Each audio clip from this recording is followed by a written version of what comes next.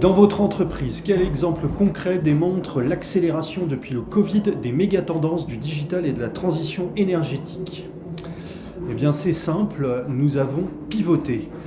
C'est-à-dire que notre canal de distribution majoritaire, c'était le retail, les magasins étaient fermés. On avait un deuxième canal qui s'appelle le social selling, c'est de la vente directe digitalisée, les réunions à domicile type Tupperware, sauf qu'elles ne se font pas à domicile ces réunions, mais sur les réseaux sociaux, WhatsApp, Facebook, etc. Et en fait, ce canal de distribution, le social selling, lui a pris le pas sur le retail.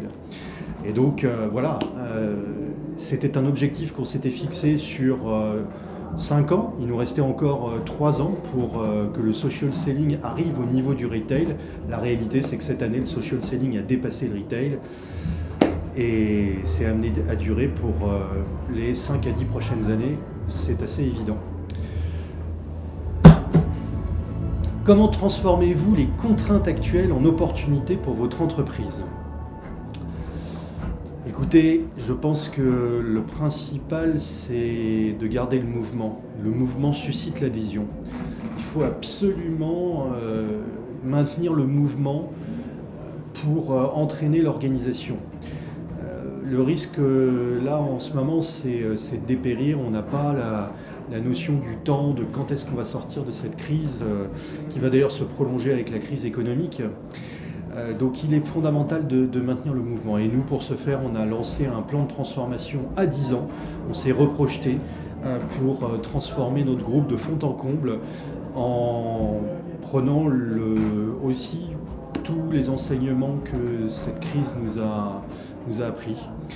Elle a révélé nos forces, nos faiblesses, et donc ça nous a permis de rebâtir un plan à 10 ans, un plan stratégique à 10 ans, qui va transformer l'entreprise de fond en comble.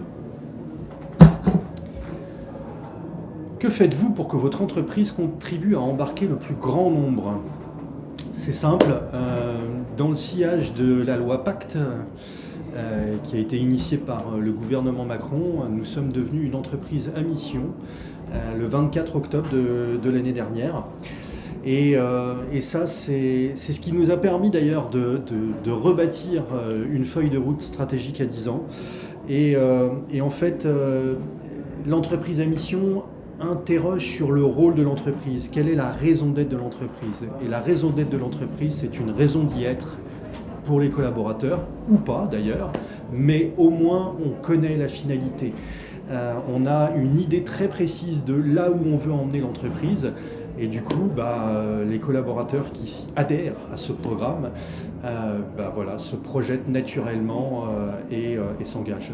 Et c'est comme ça qu'on a réussi à embarquer le plus grand nombre dans cette période bien troublée, mais qui nous a permis de rebondir aussi.